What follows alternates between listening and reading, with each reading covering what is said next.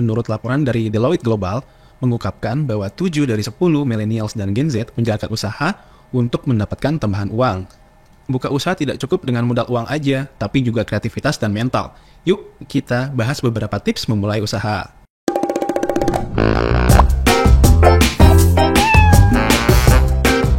Kalau uang bisa ngomong, podcast literasi keuangan untuk pemula dari Bank Neo Commerce. Bersama saya Arfan dari Divisi Corporate Planning and Business Performance di Bank Neo Commerce.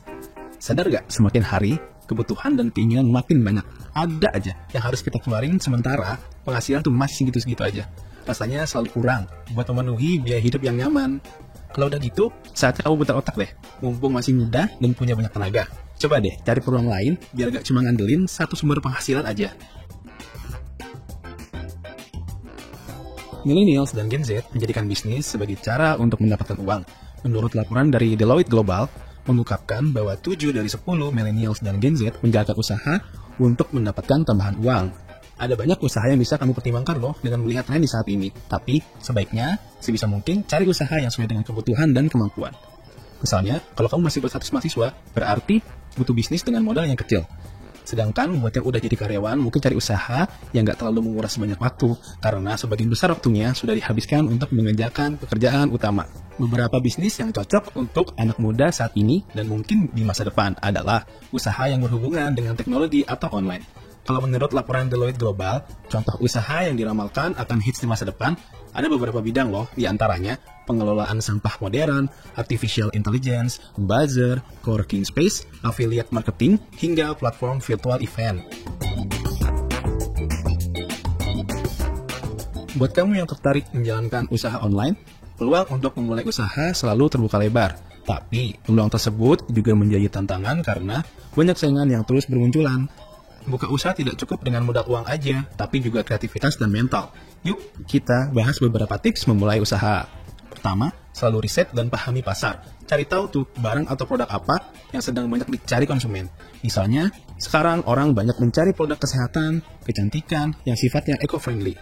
Riset pasar masih terus dilakukan, bahkan setelah kamu buka usaha, supaya kamu bisa terus memahami pasar dan mengikuti permintaan hingga tren di masyarakat. Kedua, optimalisasi sosial media. Tahu nggak, kalau sudah punya produk atau jasa yang bagus, saatnya tuh kamu untuk memperkenalkannya ke masyarakat. Caranya bisa dengan menggunakan media sosial.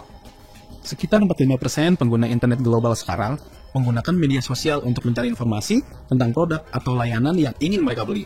Jadi, penting banget tuh punya dan maksimalkan fungsi media sosial, nggak cuma buat informasi usaha, tapi juga branding.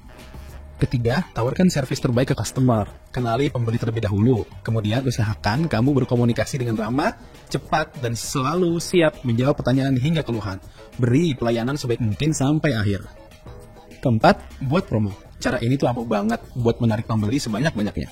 Kamu bisa buat promo di momen-momen tertentu seperti hari Valentine, hari Ibu, dan lain-lain. Bentuknya pun beragam, mulai dari gratis ongkir, buy one get one, free sample, atau potongan harga secara langsung. Usaha sudah berjalan, lalu gimana? Tahap selanjutnya adalah mengelola keuangan usaha.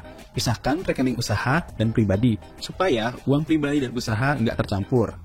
Kamu juga bisa menganalisa setiap transaksi usaha, modal, penghasilan, hingga pengeluaran usaha. Bisa kamu pantau sendiri secara lebih jelas, agar cash flow usaha kamu tetap lancar, tanpa harus mengganggu keuangan pribadi. Mencampur rekening akan membuat keuangan kamu berantakan, dan nggak mungkin kamu akan memakai uang pribadi untuk modal, atau sebaliknya.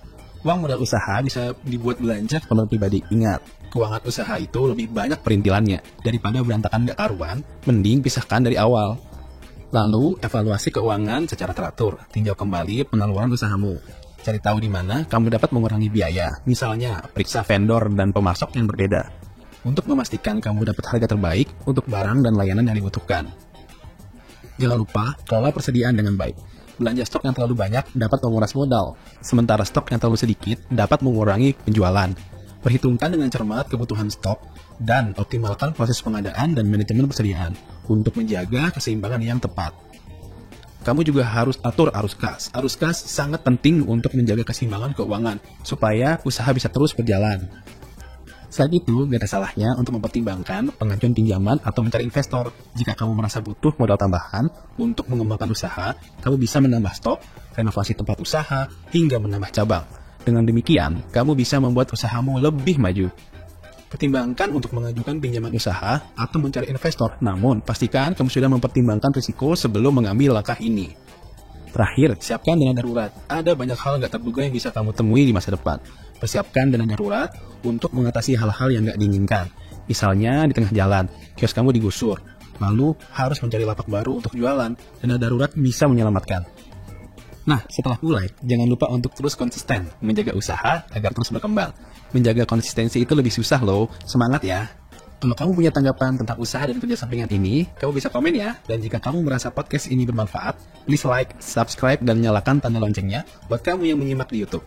Boleh juga kamu share ke keluarga atau teman-teman kamu yang mau belajar tentang literasi keuangan untuk pemula bersama Bank Maya Commerce. Saya Alvan. Terima kasih buat atensi kamu.